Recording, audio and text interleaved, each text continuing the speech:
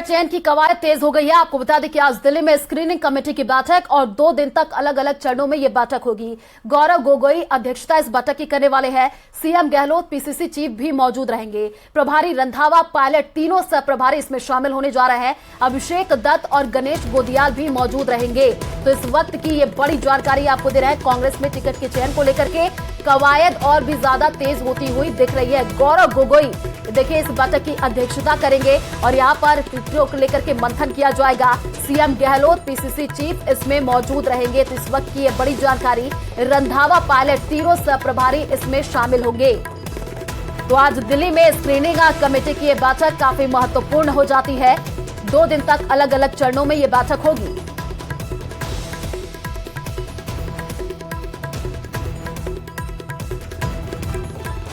Training है हमारी शाम को 5 बजे, तो आप मान के चलते हैं कि 3-4 दिन में जब भी समय देंगी पार्टी आलाकमान, जब केंद्रीय जो चयन समिति है सीईसी जो हमारी इलेक्शन की बैठती है वो बैठेगी, तो उसके बाद में कभी भी आलाकमान जारी कर सकता है। शुभ मुहूर्त का भी इंतजार था? नहीं, शुभ मुहूर्त की बात नहीं। हम हमारी प्रिपरेशन कर रहे थे और स्क्रीनिंग कमेटी अपना काम कर रही थी। 1-to-1 सबसे मुलाकात करके अपना फीडबैक ले रही थी। और जो स्क्रीनिंग कमेटी है उसने गोगोई साहब ने, उनके दोनों मेंबर साहिबान ने बहुत अच्छे तरीके से सब लोगों को साधा है, सब लोगों से बात की है, पूरा फीडबैक उनके पास में है।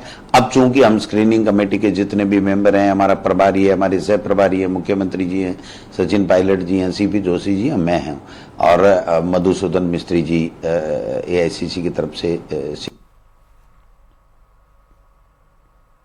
तो इजराइल सुरक्षा बल का बड़ा दावा। आपको बता दें कि हमास के बड़े आतंकवादी को मारने का दावा किया गया है। हमास आतंकी मुराद अबू मुराद को मारने का दावा हुआ है और हमास की हवाई सेना का चीफ अबू मुराद था। तो देखिए हमास के 230 आतंकियों को पकड़ने का दावा किया गया है। वेस्ट बैंक इलाके से आतंकियों को पकड़ने का दावा किया गया है।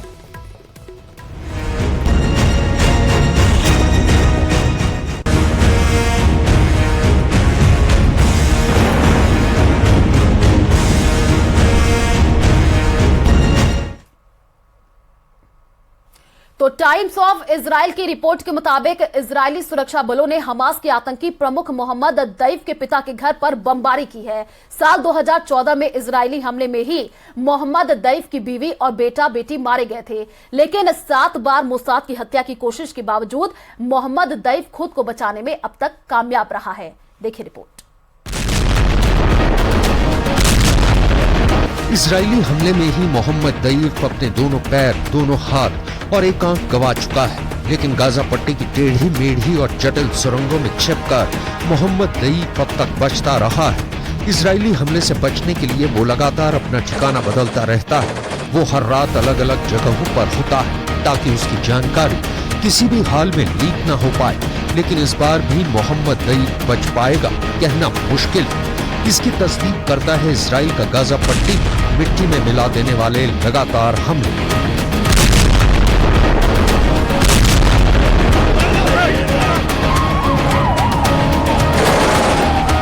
गाजा की तबाही का कारण बने मोहम्मद दैफ ऐसा नहीं है। पहले इजरायली बलों के हत्थे नहीं चढ़ा, लेकिन वो बच निकले। उसके बारे में इंटरनेट पर जो जानकारी उपलब्ध है उसके मुताबिक मोहम्मद दैफ का जन्म 1965 में एक शरणार्थी शिविर में हुआ था और बाद में उसने अपना नाम मोहम्मद दैफ इब्राहिम अल मसरी से बदलकर मोहम्मद दैफ रख लिया था, जिसका अरबी में अर्थ अतिथि होता है, जो उसके लगातार बदलते ठिकाने वाली पहचान को दिखाता है। मोहम्मद दैफ पढ़ा लिखा है, लेकिन पढ़ाई के दौरान ही उसने हमास ज्वाइन कर लिया और अपनी बम बनाने की कला से हमास की मिलिट्री विंग का मुखिया बन गया। मोहम्मद दैफ का इस वक्त मुख्य काम रणनीति बनाना है।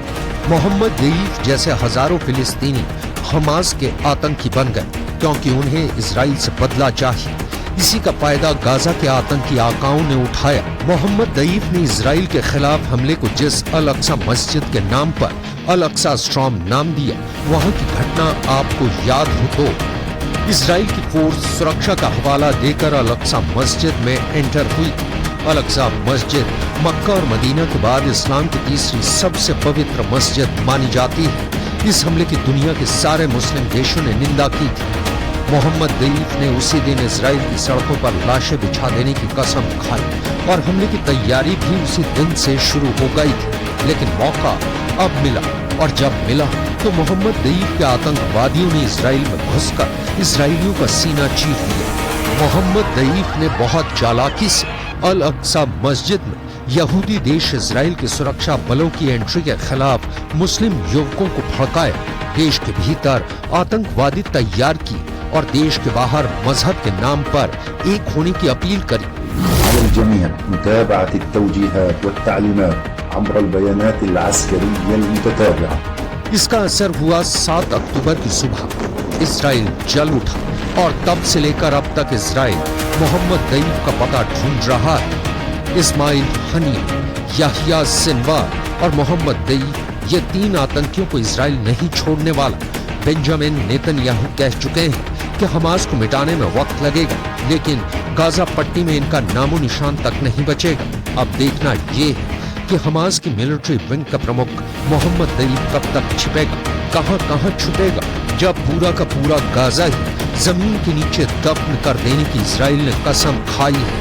मोहम्मद दईफ हो या उसके द्वारा पाले हुए दूसरे आतंकवादी, इजराइल किसी को भी छोड़ने वाला नहीं, क्योंकि पानी सिर से ऊपर उठ चुका है। एक बात क्लियर है कि मोहम्मद दईफ कहीं न कहीं गाजा पट्टी में ही छुपा हुआ है, लेकिन अब तक इजराइल के हमले से दूर है। तो इजरायली सेना ने गाजा में रहने वाले 10 लाख नागरिकों को वहां से 24 घंटे हटने का अल्टीमेटम दे दिया है, और दूसरी तरफ दुनिया भर से इजरायली नागरिक हमास के खिलाफ जंग लड़ने के लिए वतन वापस पहुंच रहे हैं। सिर्फ इजरायली नागरिक ही नहीं, बल्कि इजराइल के फिल्म स्टार्स भी आतंक के खिलाफ इजराइल के इस युद्ध में हिस्सा लेने के लिए सेना में शामिल हो चुके हैं। देखिए रिपोर्ट।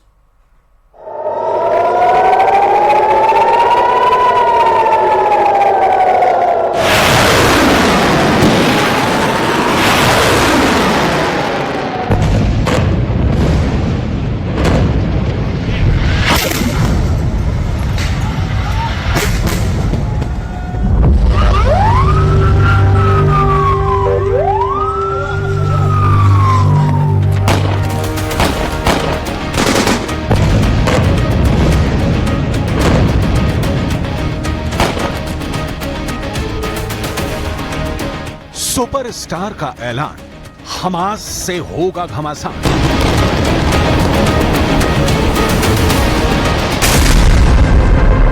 कॉल ऑफ ड्यूटी, हजारों इजरायली वापस लौटे। हमास से लेगा लोहा रियल लाइफ हीरो।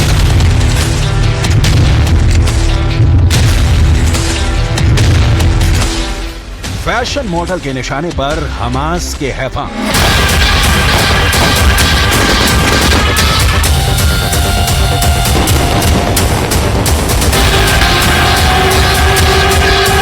हमास और इजरायल के बीच पिछले 7 दिनों से जंग जारी है, और 7 अक्टूबर से लेकर अब तक जंग के दौरान इजरायल हमास के सैकड़ों ठिकाने तबाह कर चुका है। लेकिन 7 अक्टूबर को जो हुआ, उसके बाद पूरी दुनिया ने देखा कि राष्ट्रभक्ति की भावना क्या होती है।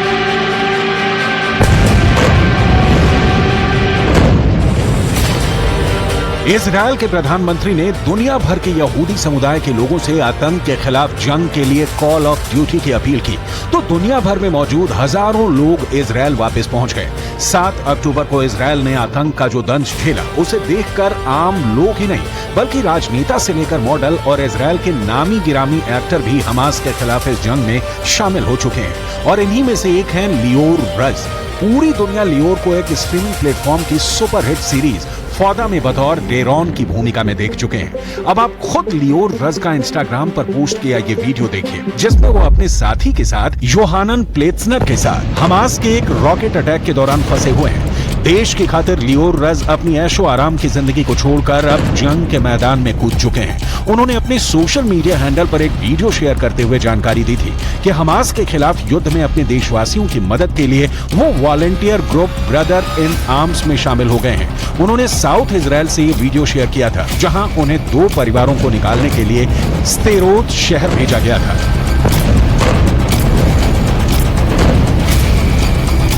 लियोर रज को इजराइल का जेम्स बॉन्ड कहा जाता है। लियोर ने ग्रेजुएशन के बाद 18 साल की उम्र में ही इजराइल डिफेंस फोर्सेज ज्वाइन कर ली थी। वो इजरायली सेना के elite undercover counter terrorism unit में कमांडो भी रहे। इसके बाद 1993 में मिलिट्री सर्विस के बाद वो अमेरिका चले गए। लियोर को एक्टिंग का भी शौक है, लिहाजा उन्होंने फौदा सीरीज बनाई, जो कि इजराइल और फिलिस्तीन आतंकियों के बीच जंग पर ही बेस्ड है।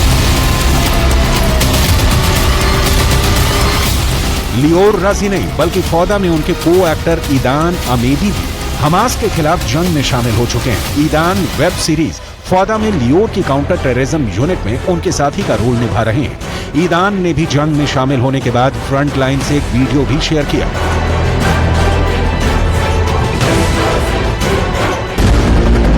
लियोर रज और ईदान की तरह ही वेब सीरीज फौदा के एक और कलाकार जकी हालेवी भी इजरायली सेना की रिजर्व यूनिट में शामिल हो चुके हैं। उन्होंने भी यूनिट के साथ अपनी एक तस्वीर शेयर की है। इस पोस्ट में लिखा है कि हालेवी ने मागो पुलिस यूनिट के साथ इजरायल के लॉर्ड शहर में अरब माफिया के घरों पर रेड भी की। जिस तरह हमास के खिलाफ जंग में इजरायल के आम लोगों से लेकर नेता, अभिनेता और फैशन मॉडल शामिल हो चुके हैं, उसे देखकर लगता है कि 7 अक्टूबर के जख्म के बावजूद इजरायली सेना और नागरिकों का जोश बहुत हाई है।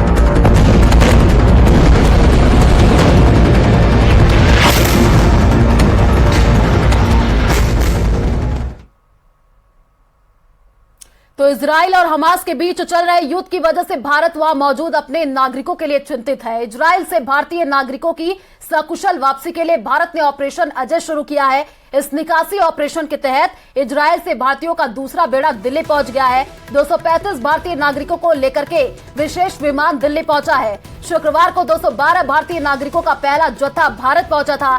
इजराइल से भारतीय नागरिकों को वापस लाने के लिए एयर इंडिया की दूसरी फ्लाइट शुक्रवार की शाम करीब 5:35 पर तेल अवीव से उड़ान भरी थी।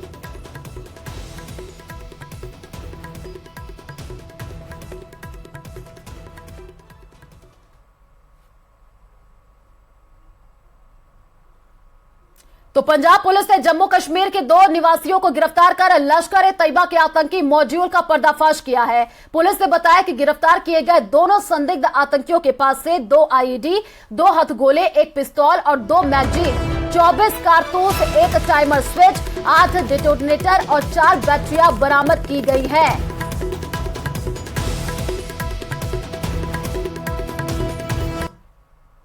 तो देखिए, पंजाब में जो आतंकी साजिश है वो फेल हुई है। अमृतसर से लश्कर से देखिए यहाँ पर जो 2 आतंकी थे उनको गिरफ्तार किया गया है और आतंकियों के पास से विस्फोटक और हथियार बरामद हुए हैं। वो तस्वीर भी हम आपको टीवी स्क्रीन पर दिखा रहे हैं, जिसमें आप देख पा रहे हैं कि यही जो हथियार है वो अब बरामद कर लिए गए हैं। अमृतसर से लश्कर के 2 आतंकी अब गिरफ्तार कर लिए गए हैं और आतंकियों के पास से विस्फोटक और हथियार बरामद हुए हैं।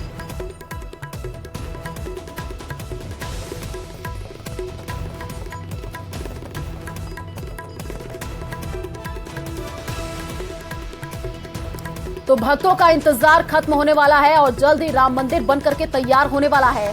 राम मंदिर में भगवान राम के 5 साल के बालक स्वरूप को विराजित किया जाएगा। इसके लिए 3 मूर्तिकार मूर्ति बना रहे हैं। 51 इंच की रामलला की बाल स्वरूप प्रतिमा कमल दल पर सवार होगी। सुबह से शाम तक मूर्तियों का निर्माण हो रहा है। निर्माण लगभग 90% पूरा हो चुका है और मूर्तिकारों की माने तो 30 अक्टूबर तक मूर्ति राम मंदिर ट्रस्ट को समर्पित कर दी जाएगी।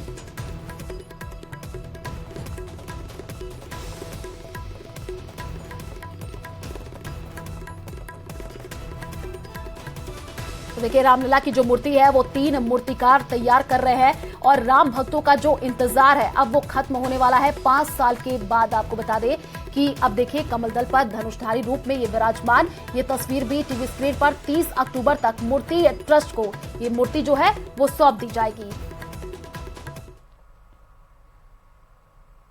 तो air chief marshal V R. Chaudhari ने भगवान बद्री विशाल के दर्शन किए। आज सुबह आर्मी हेलीपैड बद्रीनाथ में 8 बजे एयर चीफ मार्शल पहुंचे। उसके बाद एयर चीफ मार्शल ने भगवान बद्री विशाल के मंदिर में पहुंचकर बद्री विशाल की विशेष पूजा अर्चना की। इस दौरान बद्रीनाथ धाम में बद्रीनाथ केदारनाथ मंदिर समिति के उपाध्यक्ष किशोर पवार ने उनका स्वागत किया।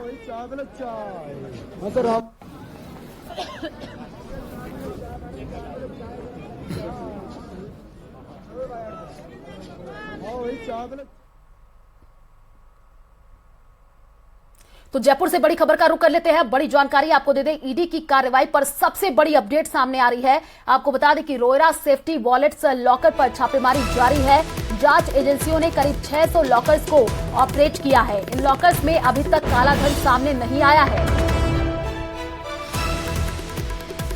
तो देखिए 20 घंटे बाद भी कई लॉकर प्लाजा के रोयरा सेफ्टी वॉल्ट्स में आयकर विभाग और इनकम ईडी की लगभग 20 घंटे से कार्रवाई जारी है। 20 घंटे में लगभग 600 लॉकर खोले गए। ये 600 वो लॉकर थे जिनकी दोनों चाबियां यहां के संचालक के पास मौजूद थी और आयकर विभाग ने वर्षों से बंद पड़े इन लॉकर्स को ऑपरेट किया तो इसमें कुछ नहीं निकला। लेकिन लगभग 700 लॉकर ऐसे सामने आए हैं जिनकी दोनों चाबियां यहां के संचालकों ने जो लॉकर किराए पर लेने वाले हैं उन व्यक्तियों को सौंप दी।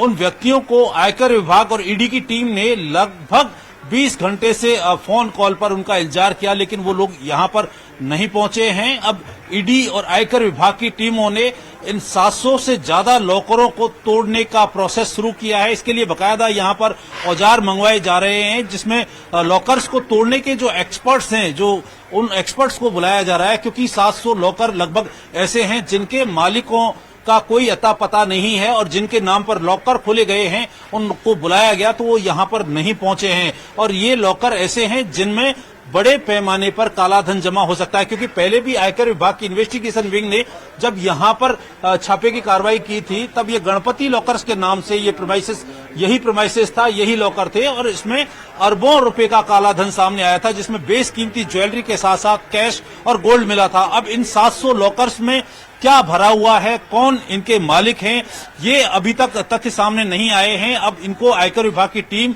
और ईडी की टीम जो है वीडियो कैमरे के सामने बकायदा इनको तोड़ेगी और इसका लीगल प्रोसेस जो दोनों विभागों ने पूरा कर लिया है। लीगल प्रोसेस पूरा करने के बाद जो है इन पर अब सख्त एक्शन लिया जा रहा है और इसमें जो जमा काला धन है, चूंकि ये बड़े लॉकर्स हैं और एक एक लॉकर की क्षमता जो सामान्य लॉकर से कई गुना ज्यादा है। यहाँ पर सिर्फ राजनेताओं और अधिकारियों के ही नहीं बल्कि कारोबारियों के भी बड़े पैमाने पर लॉकर हैं। तो जो जिस तरीके से बीजेपी के सांसद डॉक्टर किरोड़ीलाल मीणा ने शिकायत की है कि 100 लॉकर में 500 करोड़ से ज्यादा की ब्लैक मनी यहां पर छिपी हुई है, गोल्ड छिपा हुआ है, उसका राज अब सामने आ सकता है, क्योंकि ये 700 लॉकर ऑपरेट किए जाने हैं जिनके 20 घंटे में मालिक सामने नहीं आ पाए। ये मामला अब बेहद संवेदनशील होता हुआ नजर आ रहा है और 700 लॉकर अब जो है भ्रष्टाचार के साथ साथ काले धन के राज उजागर कर सकते हैं। कैमरा पर्सन सिर सिंह के साथ राकेश शर्मा, न्यूज 18 राजस्थान, जयपुर।